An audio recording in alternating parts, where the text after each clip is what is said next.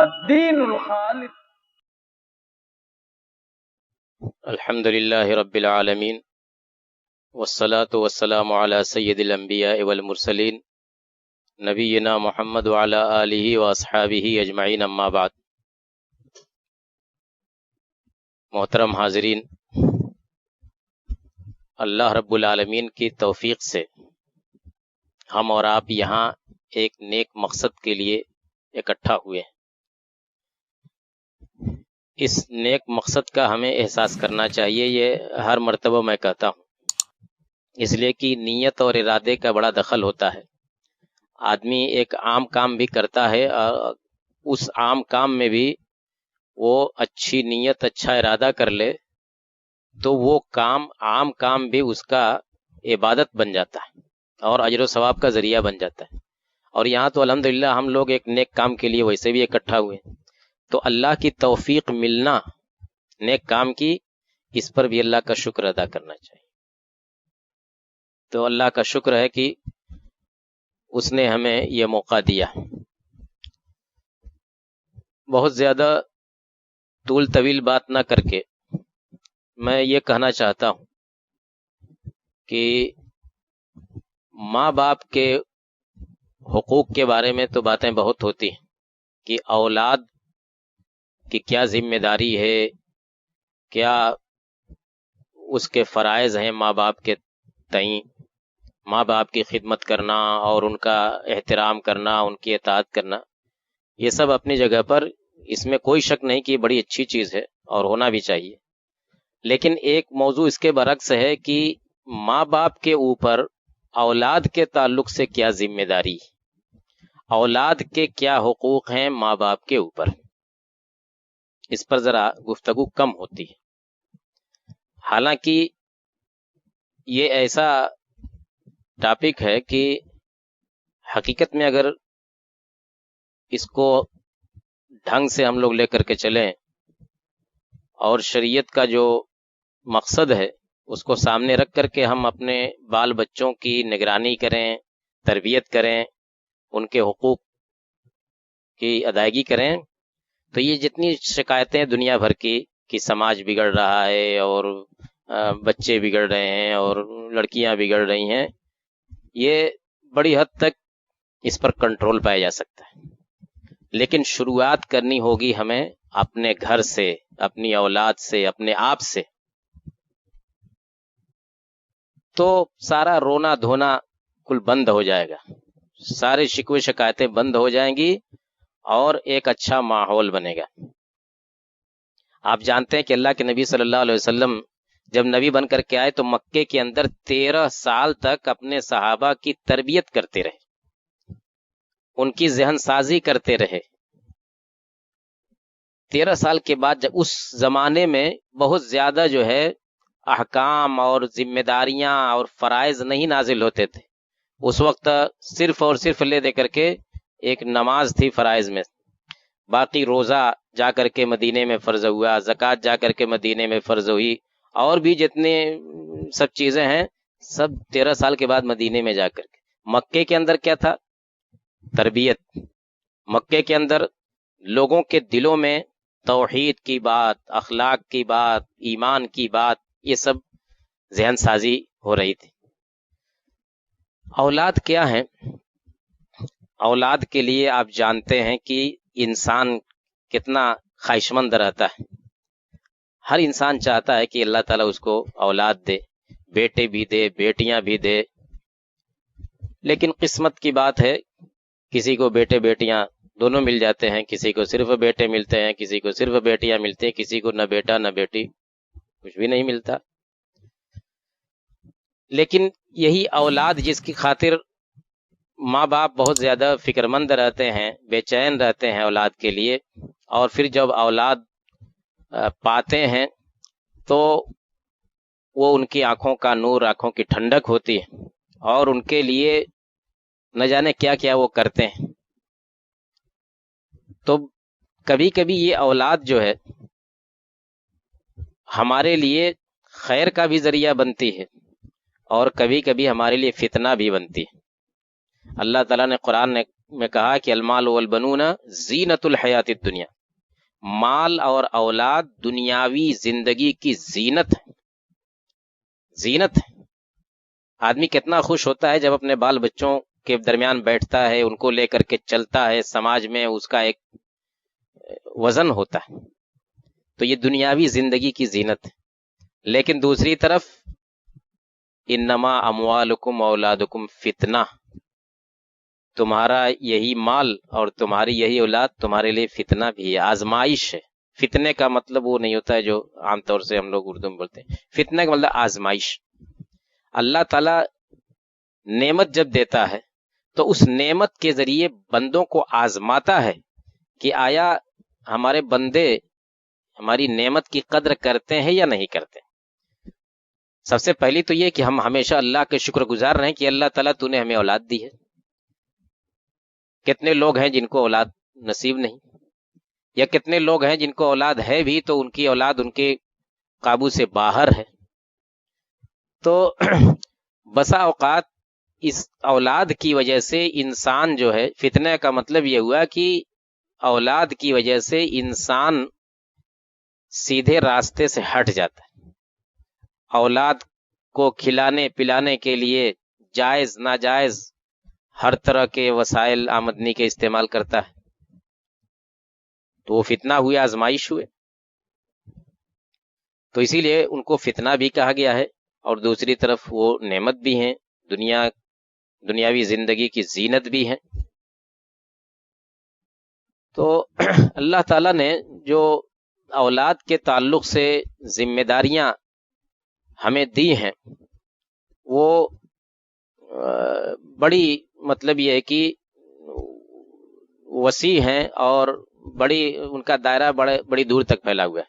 سب سے پہلی بات ہمیں جو شریعت میں بتلائی گئی ہے اولاد کے تعلق سے، کہ اولاد کی جو ماں ہوتی ہے اس ماں کا ظاہر بات ہے کہ انتخاب کیا جاتا ہے، شادی ہوتی ہے انتخاب کر کے، اب چاہے انسان خود سے انتخاب کرتا ہے یا اس کے ماں باپ انتخاب کرتے ہیں، تو اولاد کے انتخاب کے وقت یہ تاکید ہے کہ دیندار عورت کو ترجیح دیا جائے، با اخلاق ہو، دیندار ہو، کردار کیریکٹر کی اچھی ہو۔ باقی حسن و جمال ہے، بڑا خاندان ہے، پیسہ ہے، یہ سب بھی لوگ دیکھتے ہیں، لیکن بنیادی چیز اس میں جو دیکھنے کی ہے وہ دینداری ہے۔ دینداری کے ساتھ اگر اور بھی چیزیں ہیں تو ٹھیک ہے، نہیں ہے تو کوئی بات نہیں۔ بھائی دینداری کے ساتھ خوبصورتی بھی ہے تو بہت اچھی بات، دینداری کے ساتھ اگر مال و دولت بھی ہے تو ٹھیک ہے، کوئی حرج کی بات نہیں بھی ہے تو تب بھی کوئی حرج کی بات۔ اسی طرح سے جب چونکہ عورتیں کیا ہیں، مائیں جو کل کو آج جن سے شادی ہو رہی ہے کل کو وہ ماں بنیں گی، تو کہتے ہیں کہ جیسی زمین ہوگی ویسے ہی نا پیداوار ہوگی، اس سے اچھی زمین سے اچھی پیداوار ہوگی، خراب زمین سے خراب پیداوار ہوگی۔ تو اگر کوئی عورت باحیا ہے، با اخلاق ہے، اچھے کیریکٹر اور اچھے سیرت والی ہے تو اس کی اولاد پر اس کا اثر لازماً پڑے گا۔ لیکن دوسری طرف اگر وہ با اخلاق نہیں ہے، اگر دین سے اس کا کوئی تعلق نہیں ہے بلکہ دین بیزار ہے، بے حیا قسم کی ہے، راستہ چلتے نگاہیں چار ہو گئی، دل دے بیٹھے، اب وہ چاہے جو بھی ہو بس ہم شادی اسی سے کریں گے، نہیں پتا کہ کس گھرانے کی ہے، نہیں پتا کہ اس کا اخلاق کیا، اس کے عادات کیا ہے، اور اس کی تربیت کیسے ہوئی ہے، اس کے ماں باپ کون ہے، کچھ نہیں پتا، بس یہ کہ جوانے کی عمر ہے، دل میں بس گئی بات تو چلو اب ہم اسی سے شادی کریں گے۔ یا کالج میں کسی سے دوستی ہو گئی، کسی اسکول میں دوستی ہو گئی، وہ کچی عمر ہوتی ہے تو اب انسان بس ہم اسی سے شادی کریں گے۔ ارے وہ کیسی ہے اس کے بارے میں تو معلوم کرو، پوری زندگی گزارنا ہے، 2-4 دن کا معاملہ نہیں ہے، شریک حیات اس کو کہا جاتا ہے، پوری زندگی کا معاملہ ہے۔ آج تو بہت خوش ہو لیکن کل کو پھر جب اصلیت سامنے آئے گی تو پھر پچھتانا پڑے گا. تو اسی لیے سب سے بنیادی چیز بچوں کی ماں کا انتخاب ہے. پھر جب شادی ہو جائے، بچے پیدا ہوں، پیدا ہونے کے بعد آپ جانتے ہیں کہ ان کا اچھا نام رکھنا، ان کا عقیقہ کرنا، ان کا ختنہ کرنا، ان کا سر مڈانا وغیرہ وغیرہ، یہ سب بھی ذمہ داریاں، یہ سب بچوں کے حقوق ہی کے اندر آتی ہیں. پورا سلسلہ ہے جسے آپ جانتے ہیں. پھر ذرا اور بچہ بڑا ہوتا ہے تو جب وہ کچھ سمجھنے لگتا ہے، بولنے لگتا ہے، تو اصل وہاں سے اس کی تربیت کا مرحلہ شروع ہوتا ہے، اس کی ذہن سازی. بچے کیا ہوتے ہیں؟ بچے کے بارے میں کہا جاتا ہے کہ سادہ کاغذ، سادے کاغذ پر آپ جو چاہیں لکھ دیں، جو لکھ دیں گے اچھی بات لکھ دیں گے، اچھی بات رہے گی، بری بات لکھیں گے، بری بات رہے گی. لیکن بچپن میں جو کچھ آپ بچے کو، بچی کو سمجھا دیں گے، بتا دیں گے، سکھا دیں گے، وہ پوری زندگی جو ہے ہٹنے والی نہیں ذہن سے. عربی کا ایک مقولہ ہے کہ التعلیم فی الصغر کالنقش علی الحجر. بچپن میں جو کچھ لکھایا پڑھایا جاتا ہے، جو کچھ سکھایا جاتا ہے بچوں کو، وہ پتھر کی لکیر ہوتی ہے. پتھر پر کوئی لکیر بن جاتی ہے، یعنی کھدائی کر کے، وہ کبھی مٹتی ہے؟ نہیں مٹے، کبھی نہیں مٹے. تو بچوں کو جو آپ سکھا دیں گے وہ کبھی ختم نہیں ہوگی، زندگی بھر سمجھیے. کہ اسی لیے بچپن میں جو آپ کو خود احساس ہوگا کہ بچپن میں آپ نے جو کچھ یاد کر لیا ہوگا، جو دعائیں، جو صورتیں وغیرہ، یہاں تک کہ بہت ساری باتیں اپنے بزرگوں کی بچپن میں جو سنا ہے، وہ لفظ بلفظ یاد رہتی ہیں. اس لیے کہ بچوں کے اندر کیچ کرنے کا مادہ بہت زبردست ہوتا ہے. اس لیے کہ وہ ان کا ذہن ایسا بنایا گیا کہ ان کو ہر چیز سیکھنا ہے. اللہ تعالیٰ نے کہا کہ واللہ اخرجکم من بطون امہاتکم لا تعلمون شیئا وجعل لکم السمع والابصار والافئدہ، کہ اللہ تعالیٰ نے تمہاری ماؤں کے پیٹ سے تم کو پیدا کیا، نکالا، اس وقت تم کچھ نہیں جانتے تھے. تو اللہ تعالیٰ نے تمہارے لیے کان بنایا، آنکھ بنائی، دل بنایا. یہ کان، آنکھ، دل، ناک، یہ سب کیا ہے؟ یہ سبھی تو یہی سب تو کیچ کرنے کے آلے ہیں. انہی کے ذریعے سن کر کے آدمی سمجھتا ہے، دیکھ کر کے سمجھتا ہے باتیں. تو یہ اللہ تعالی نے انسان کو ایسا بنایا، کس لیے؟ لعلکم تشکرون، تاکہ تم اللہ کا شکریہ ادا کرو.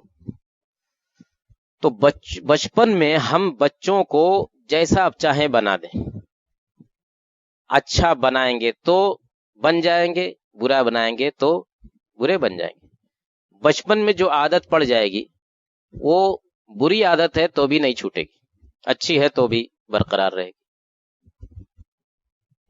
اس کو کسی شاعر نے تشبیہ دی لکڑی سے، کہ جب لکڑی، درخت کی کوئی شاخ ابھی تازہ رہتی ہے، نرم رہتی ہے، اس کو آپ موڑیں گے تو مڑ جائے گی، ٹوٹے گی نہیں فوراً.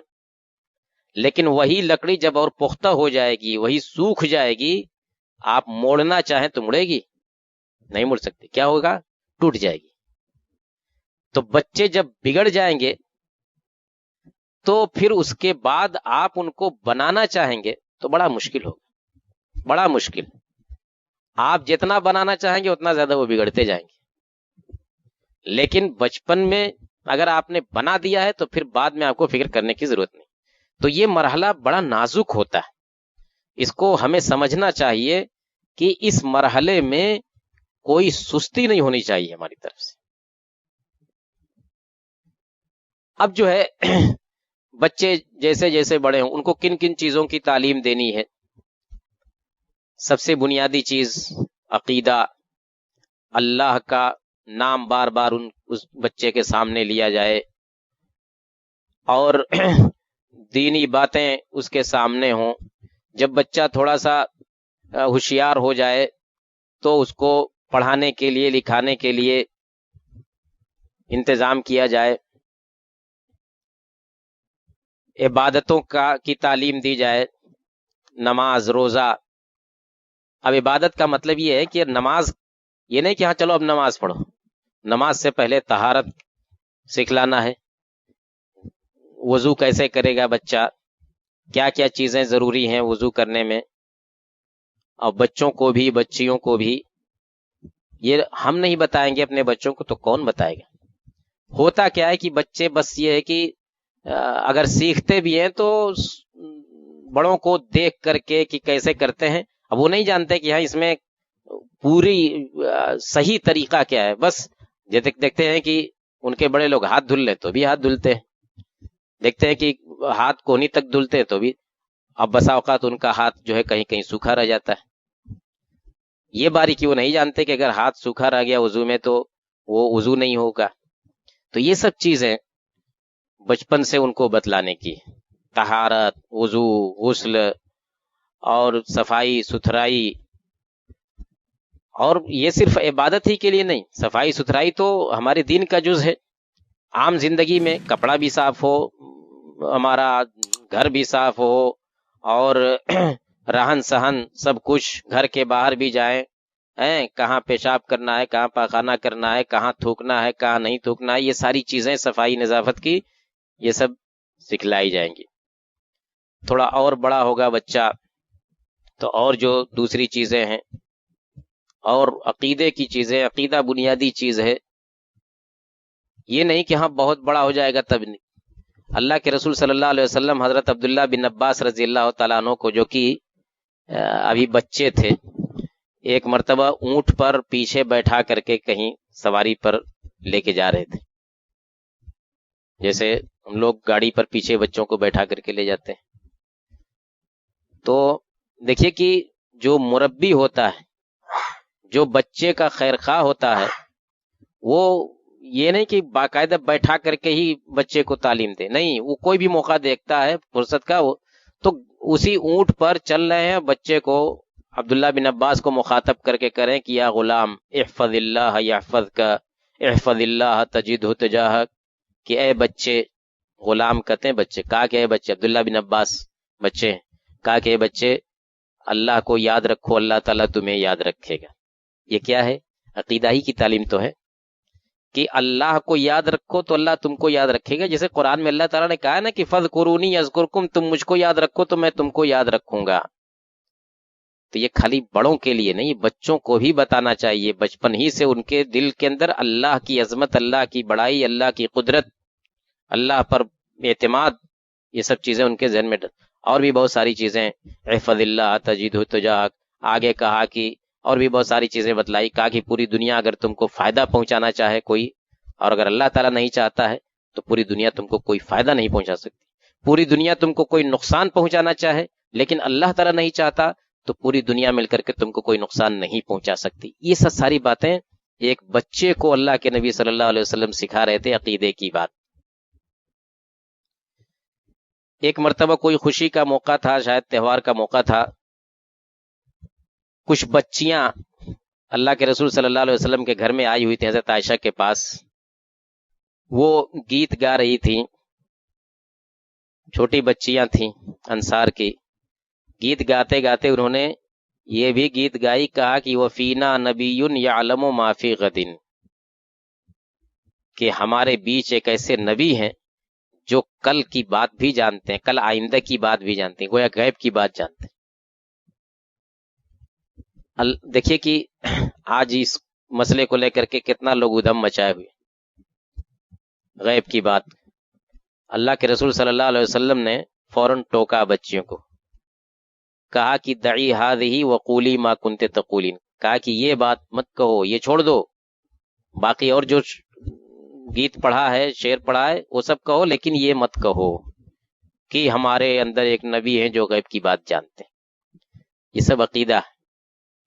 تو عقیدے کے اندر ہمیں بچوں کو پختہ کرنا ہے. اور کھانے پینے کے آداب، پیشاب پاخانے کے آداب، یہ ساری چیزیں جو ہمیں اسلام جن جن چیزوں کی تعلیم دیتا ہے، ہر چیز کی تعلیم ہمارے یہاں تو ہے. کھانا کیسے کھائے جائے، دائنے ہاتھ سے کھایا جائے، سامنے سے کھایا جائے، بسم اللہ پڑھ کر کے کھایا جائے، اور کھانے سے فارغ ہونے کے بعد دعا پڑھی جائے، کچھ نہیں تو الحمدللہ ضرور پڑھا جائے۔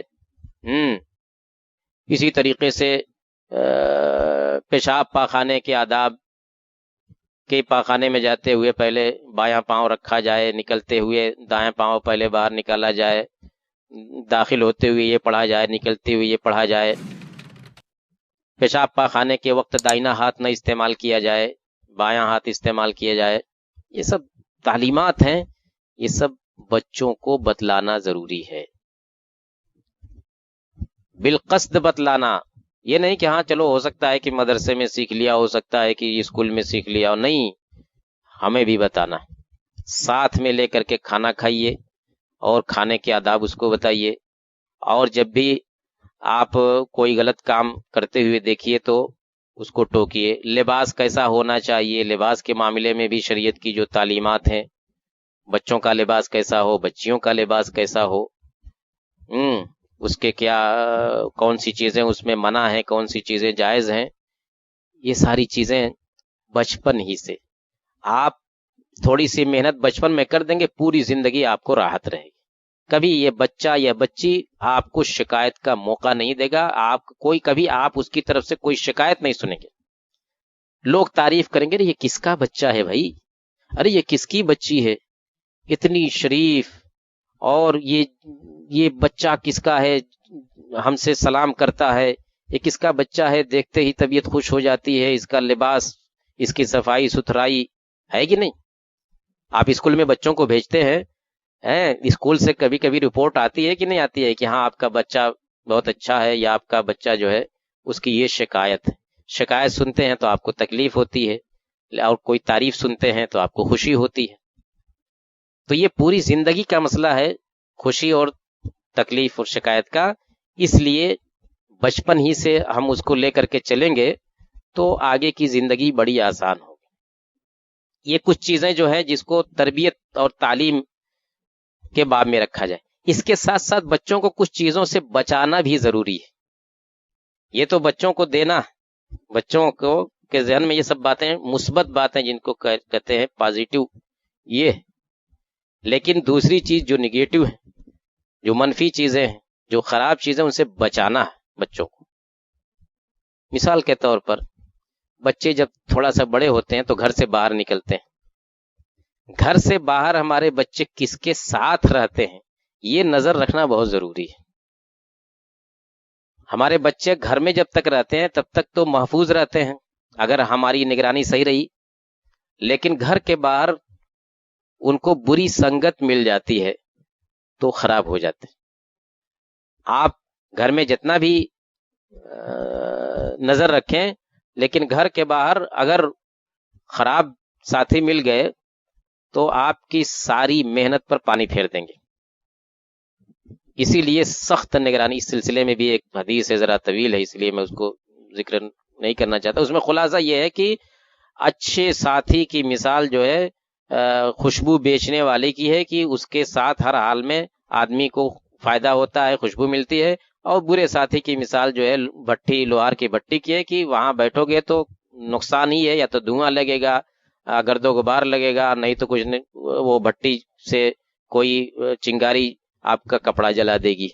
تو یہی حال اچھے اور برے ساتھی کی ہے۔ تو اس پر نظر رکھنا آج کے زمانے میں خاص طور سے، صرف یہ نہیں کہ گھر سے باہر پاس پڑوس، نہیں، اسکول کے اندر، مدرسے کے اندر آپ کا بچہ کیسے ساتھیوں کے ساتھ اس کا اٹھنا بیٹھنا ہے، یا کہیں اور جاتا ہے، اس کی بیٹھک کہیں اور ہے تو وہاں کون لوگ ہوتے ہیں، اس کی جانکاری ضروری ہے، اور یہ کوئی دوسرا تیسرا نہیں کر سکتا، آپ کریں گے، ماں اور باپ کریں گے۔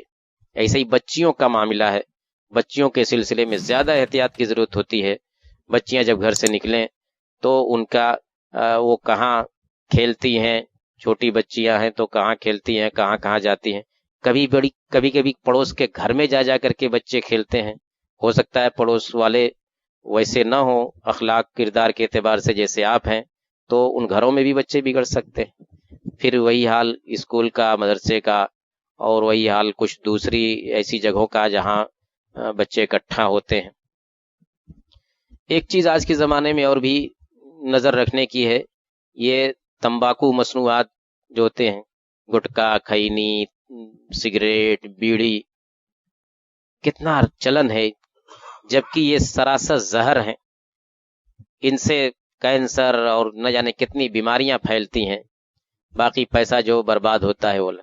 لیکن آج کی نئی نسل کو آپ دیکھیں گے کہ بڑے ہی فخر کے ساتھ اور بڑے ہی وہ اپنے آپ کو سمجھتے ہیں کہ سگریٹ پینا یہ اونچی سوسائٹی والوں کی علامت ہے، گٹکا کھانا اور پان کھانا، زردہ کھانا، یہ سب سماج میں رہنے کے لیے یہ ایک فخر کی چیز نہیں، یہ ایک ذلت کی چیز ہے، یہ پوری زندگی کے لیے نقصان کی چیز ہے۔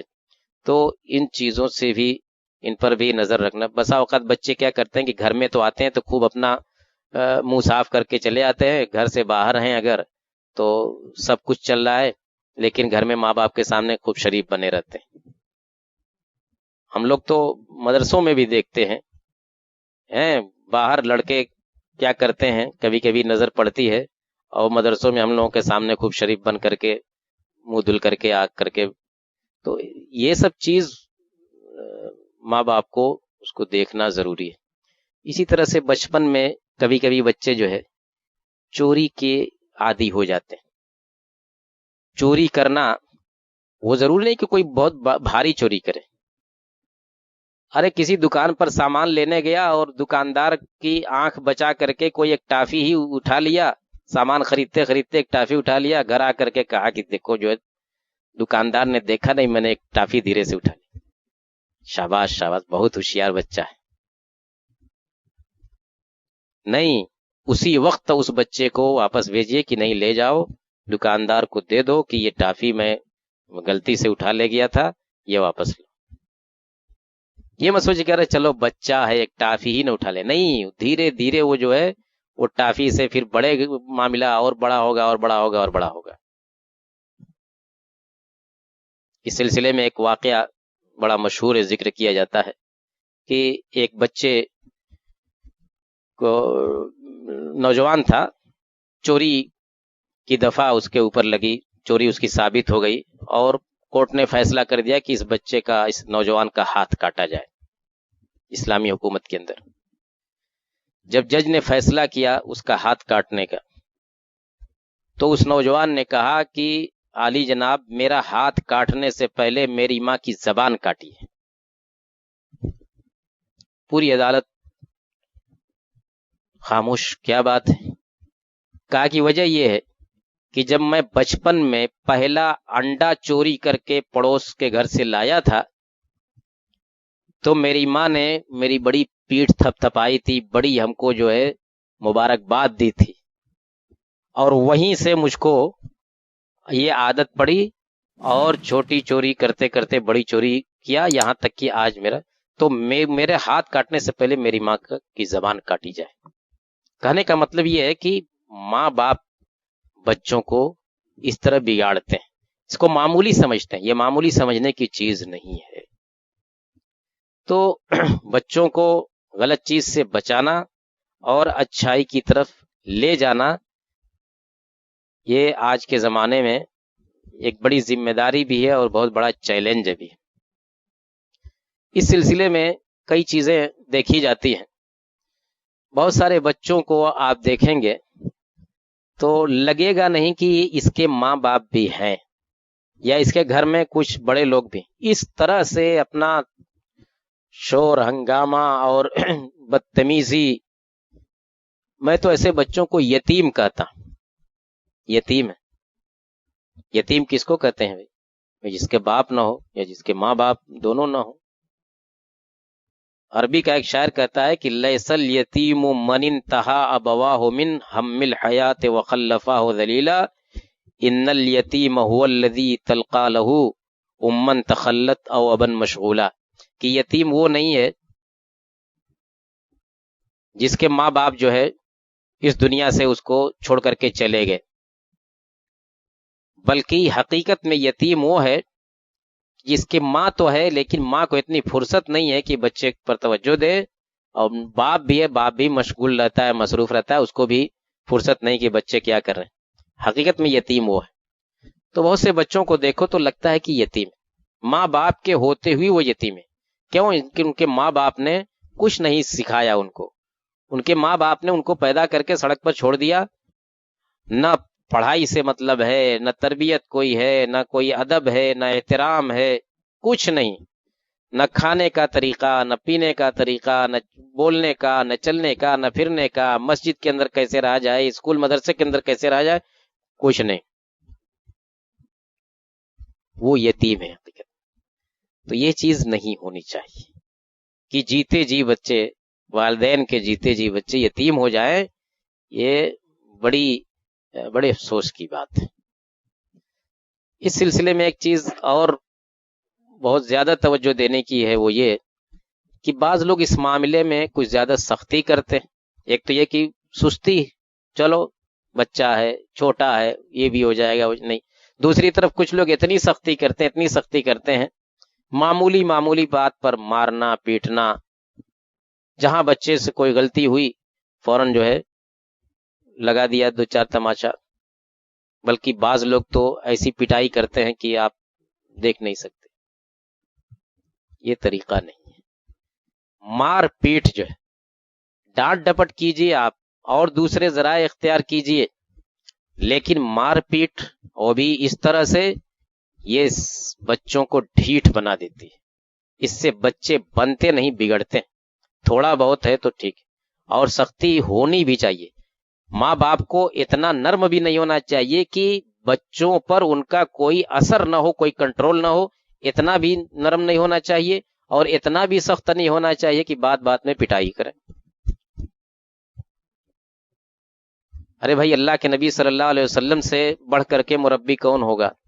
حضرت انس رضی اللہ تعالیٰ عنہ بچے تھے جب مدینہ، اللہ کے نبی صلی اللہ علیہ وسلم ہجرت کر کے مدینہ آئے تو ان کی ماں ان کو لے کر کے آئی، اللہ کے نبی کے حوالے کر دیا، کہ کہا کہ میرا بیٹا یہ آپ کی خدمت کرے گا۔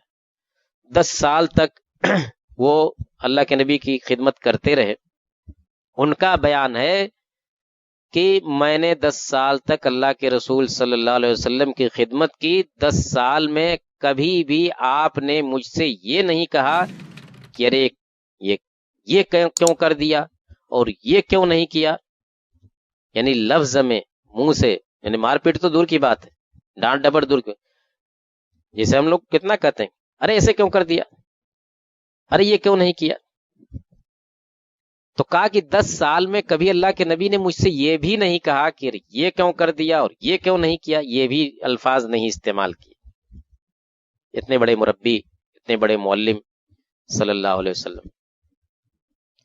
تو مار پیٹ ضروری نہیں ہے، البتہ یہ ہے کہ سختی دوسرے طریقوں سے آدمی اپنی شخصیت گھر کے اندر ایسی بنائے کہ بغیر کوڑے کے، بغیر ڈنڈے کے بچے باپ کے وقار کو سمجھیں، ماں کے وقار کو سمجھیں، اور جانیں کہ اگر ہم غلط کام کریں گے تو ہمارا انجام اچھا نہیں ہوگا۔ تو یہ سختی اس طرح کی، اور نہ اس کے برعکس بہت زیادہ نرمی، یہ بھی صحیح نہیں۔ آج کے زمانے میں ایک بہت بڑا مسئلہ یہ موبائل کا، بچے مانتے نہیں۔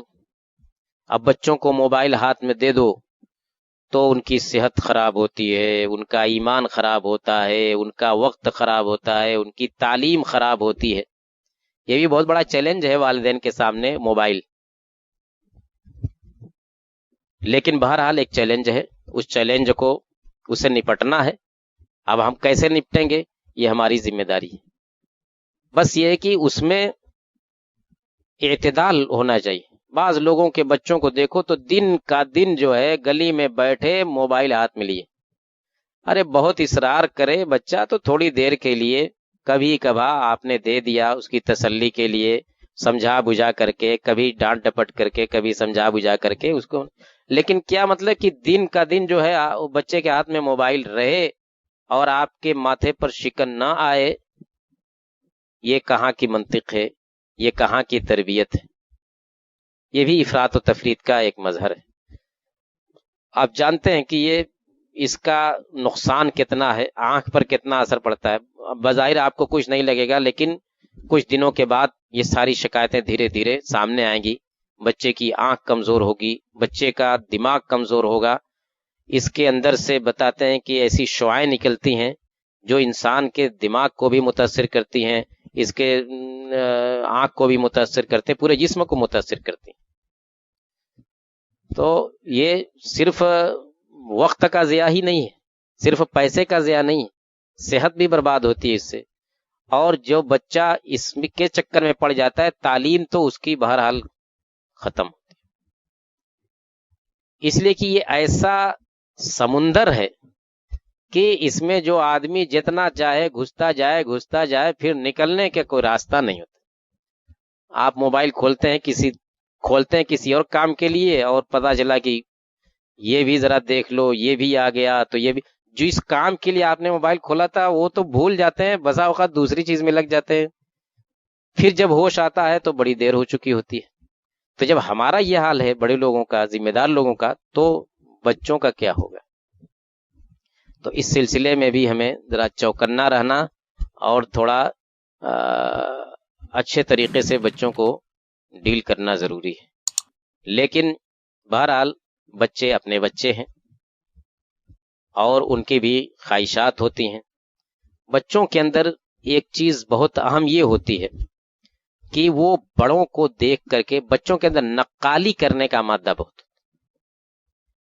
نقالی کرتے ہیں. آپ کو جیسے جیسے دیکھیں گے ویسے ویسے کریں گے، اس لیے کہ ان کے سامنے آپ آئیڈیل ہیں. جو جیسا نمونہ آپ پیش کریں گے ویسے بچے بنیں گے. یہاں تک کہ آپ کے بولنے کا انداز، آپ کے چلنے کا انداز، آپ کے بیٹھنے کا انداز، آپ کے لیٹنے کا انداز، آپ غور کریں گے چھوٹے بچوں کے اندر تو سب دیکھیں گے کہ آپ جیسے بیٹھتے ہیں بچہ بھی ویسے ہی بیٹھنے کی کوشش کرتا ہے. آپ کے لیٹنے کی جو کیفیت ہوتی ہے، کوئی خاص کیفیت ہے، تو بچہ بھی ویسے ہی لیٹتا ہے. تو ان کے اندر کیچ کرنے کا مادہ بہت زیادہ ہوتا ہے.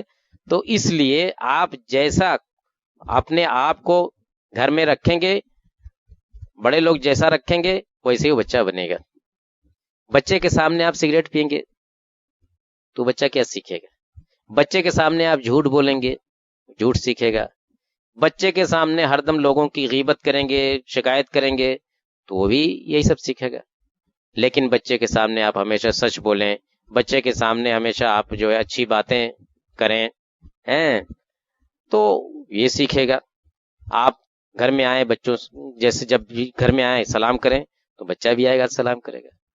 اور گھر میں گھستے ہی جو ہے آپ ڈانٹ ڈپٹ اور گالی گلوچ کریں گے تو بچہ کیا سیکھے گا؟ تو یہ چیز بچوں کے اندر بہت اہم ہوتی ہے، کیچ کرنے کا مادہ. اچھا دیکھے گا تو اچھا سیکھے گا، برا دیکھے. کچھ آپ نہیں کہیے، زبان بالکل نہیں استعمال کریں گے، وہ سیکھتا رہے گا، آپ سے سیکھتا رہے گا. اچھا کام دیکھے گا اچھا ہی سیکھے گا، برا کام دیکھے گا برا ہی سیکھے گا.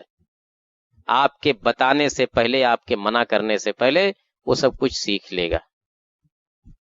تو صرف زبان سے ہی نہیں تربیت کی جاتی ہے، عمل سے، اخلاق سے، کیریکٹر سے اپنے کو آئیڈیل اور نمونہ بنا کر کے بھی بچوں کو بہت کچھ سکھایا جا سکتا ہے. حضرت انس رضی اللہ تعالیٰ عنہ، یہی حضرت انس کہتے ہیں کہ اللہ کے رسول صلی اللہ علیہ وسلم، ہم لوگ گلیوں میں کھیلتے رہتے تھے، اللہ کے رسول صلی اللہ علیہ وسلم ہمارے پاس سے گزرتے تھے تو سلام کرتے تھے. یہی حضرت انس بڑے ہوئے تو یہ جب کہیں گزرتے تھے بچوں کے پاس سے تو یہ سلام کرتے تھے اور کہتے تھے کہ ایسے ہی اللہ کے رسول صلی اللہ علیہ وسلم ہم لوگوں کے پاس سے گزرتے تھے تو سلام کرتے تھے، تو اب ہم جب بچوں کے پاس سے گزرتے ہیں تو سلام کرتے ہیں. یہ سب دیکھیے، اللہ کے رسول نے ان کو زبان سے خالی نہیں کہا دیکھو سلام کیا کرو، سلام کرو، نہیں، سلام کرتے رہے، سیکھ گئے وہ. اسی طرح سے ہم بھی کر سکتے ہیں. بچوں کو ہمیشہ کوئی چیز دیں تو دائنے ہاتھ میں دیں، اچھا کام دائنے ہاتھ سے کرنا ہے، دائنے ہاتھ میں دیں تو وہ خود بخود سیکھ لے گا. بہرحال کہنے کا مطلب یہ ہے کہ بچوں کے تعلق سے والدین کے حقوق، والدین کی ذمہ داریاں، اگر ہم نے ان ذمہ داریوں کو نہیں سمجھا اور ان ذمہ داریوں کو ادا کرنے کی کوشش نہیں کی تو پھر ہمیں حق نہیں کہ کل کو جب یہ بچے بڑے ہو جائیں تو ہم ان کی شکایت کرتے پھریں کہ ہمارا بچہ تو ہمارے قابو سے باہر ہے، ہماری بات ہی نہیں سنتا، وہ ہمارا بچہ تو بگڑ گیا، ہماری بچی بگڑ گئی۔ ارے کیسے بگڑ گیا، کیسے بچی بگڑ گئی، کیا کر رہے تھے جب بنانے کا مرحلہ تھا؟ تو بچے کو نہ ملامت کرو، اپنے آپ کو ملامت کرو۔ اور یہ بھی یاد رکھو کہ اچھائی، اچھے کام کا ہمیشہ نتیجہ اچھا ہوتا ہے، برے کام کا نتیجہ برا ہوتا ہے۔ یہ اللہ کا قانون بھی ہے، اور اس زمین پر بھی آپ اس کو دیکھتے ہیں، کوئی آدمی اچھا کام کرتا ہے اس کی تعریف کی جاتی ہے، کوئی برا کام کرتا ہے اس کو سزا دی جاتی ہے۔ ہمارے یہ بچے جب کوئی ان کی تعریف کرتا ہے، اسکول میں، مدرسے میں کوئی پوزیشن لے آتے ہیں یا کوئی اچھا کام کرتے ہیں تو ہم کو خبر ملتی ہے تو خوشی ہوتی ہے، لیکن جب کوئی شرارت کرتے ہیں اور شکایت آتی ہے تو تکلیف ہوتی ہے۔ اسی طریقے سے میرے بھائیوں، ہمارے اس دنیا سے گزرنے کے بعد بھی ہماری اس تربیت کا اثر سامنے آتا ہے، جیسا کہ وہ مشہور حدیث آپ جانتے ہیں کہ جس میں اللہ کے نبی صلی اللہ علیہ وسلم نے فرمایا کہ جب انسان مر جاتا ہے، انسان کی آنکھ بند ہو جاتی ہے تو اس کے عمل کا سلسلہ منقطع ہو جاتا ہے، اب عمل نہیں کر سکتا، اب وہ نہ نماز پڑھ سکتا ہے، نہ روزہ رکھ سکتا ہے، نہ صدقہ خیرات کر سکتا، کوئی عمل نہیں کر سکتا، اب ختم، اس کا میٹر بند ہو گیا۔ ہاں، مرنے کے بعد بھی کچھ چیزیں ہیں کہ جو اس کے لیے، جس کا اجر و ثواب اس کو ملتا رہے گا۔ ان چیزوں میں سے صرف ایک چیز کا میں تذکرہ کروں گا کہ او ولد صالح یدعو لہ، نیک اولاد ہے جو والدین کے لیے دعا کرے تو اس کا فائدہ مرنے کے بعد بھی ہوتا ہے۔ کون نہیں چاہے گا کہ ہمارے مرنے کے بعد بھی ہمارے عمل کا سلسلہ جاری رہے اور ہمیں اجر و ثواب ملتا رہے؟ لیکن یہ کیسے ملے گا؟ جب ہم اپنے بچوں کو اس لائق بنا کر کے جائیں گے اس دنیا سے کہ ہمارے جانے کے بعد بچہ ہمارے لیے دعا کرے، تب تو وہ کرے گا۔ ہم نے زندگی میں کبھی اس کو دعا کرنا سکھایا ہی نہیں، ہم نے اس کو کبھی روزہ نماز اس کے سامنے کچھ کیا ہی نہیں، کرایا ہی نہیں اس سے، وہ کیا کرے گا؟ وہ تو جنازے کی، آپ کے جنازے کی نماز پڑھنے کھڑا ہوتا ہے تو وہ نہیں جانتا ہے کہ کیا پڑھنا ہے کیا نہیں پڑھنا ہے کہ نہیں؟ آپ سروے کر لیجئے، بچوں کو تو چھوڑیے، بڑوں کا سروے کر لیجئے کہ کتنے لوگوں کو جنازے کی دعا یاد ہے۔ آپ کو معلوم ہوگا کہ 80% سے زیادہ لوگوں کو جنازے کی دعائیں نہیں یاد ہے۔ تو جب جنازے ہی کی دعا، جنازے میں کیا پڑھا جاتا ہے بھائی؟ اسی میت کے لیے دعا ہی تو کی جاتی ہے۔ تو جب وہی نہیں آپ نے سکھایا کبھی بچے کو، تو باقی دعائیں وہ کیا کرے گا؟ وہ دوسروں سے دعا کرانے سے اور قرآن خوانی کرانے سے تھوڑی ہوتا ہے۔ یہی بچے دعا کریں گے، او ولد صالح یدعو لہ، اور ولدن کے ساتھ صالحن بھی لگائے، نیک اولاد۔ نیک ہوگی تبھی دعا کرے گی، نیک نہیں رہے گی تو کیا دعا کرے گی؟ وہ اپنے ہی لیے وہ کچھ نہیں کر پائے گی تو دوسروں کے لیے، والدین کے لیے کیا کرے گی؟ تو اس ناحیے سے بھی ہمیں سوچنا ہے اور ہمیں محنت کرنا ہے، ہمیں اپنی محنت بڑھا دینی چاہیے۔ اور یہ جتنی جو سلسلہ ہے، اس کا جو سسٹم ہے، ماں کے انتخاب سے لے کر کے اور چھوٹے پیدائش کے بعد سے، اور پھر بچپن، پھر جوانی، اور پھر شادی بیاہ کا مرحلہ، ان سارے مراحل کو ہمیں ایک ایک کر کے سامنے رکھنا چاہیے، اور سامنے رکھ کر کے اپنے بچوں کے حقوق ادا کرنی چاہیے۔ اگر ہم چاہتے ہیں کہ بچے ہماری اطاعت کریں، بچے ہمارے فرما بردار بنیں، بچے ہمارے حقوق ادا کریں، تو اسی طرح سے ہمیں بھی ضروری ہے کہ ہم اپنے بچوں کے بھی حقوق ادا کریں۔ بچوں کے تعلق سے جو ہماری ذمہ داریاں ہیں، جو شرعی ذمہ داریاں ہیں، جو سماجی ذمہ داریاں ہیں، وہ ساری ذمہ داریاں بھی ہم پوری کریں، تو اس سے معاشرے کے اندر اچھائی ہوگی، بہتری پیدا ہوگی۔ اور نہیں جیسی زندگی گزار رہے ہیں تو پھر اس کے بعد جو ہے چاہے جتنا جلسہ کریں، جتنی تقریر کریں کرائیں، اس سے کچھ فرق پڑنے والا نہیں۔ اللہ تعالی ہمیں نیک سمجھ عطا فرمائے، اور ہمیں اپنی ذمہ داریوں کو سمجھنے اور برتنے کی توفیق عطا فرمائے، ہمیں خود بھی برے انجام سے محفوظ رکھے، اور ہماری اولاد کو بھی ہر طرح کے برے انجام سے محفوظ رکھے، جب تک زندہ رکھے دین پر اسلام پر زندہ رکھے، اور جب خاتمہ ہو تو ایمان پر خاتمہ ہو۔ ربنا تقبل منا انک انت السمیع العلیم وتب علینا انک انت التواب الرحیم وآخر دعوانا ان الحمد للہ رب العالمین۔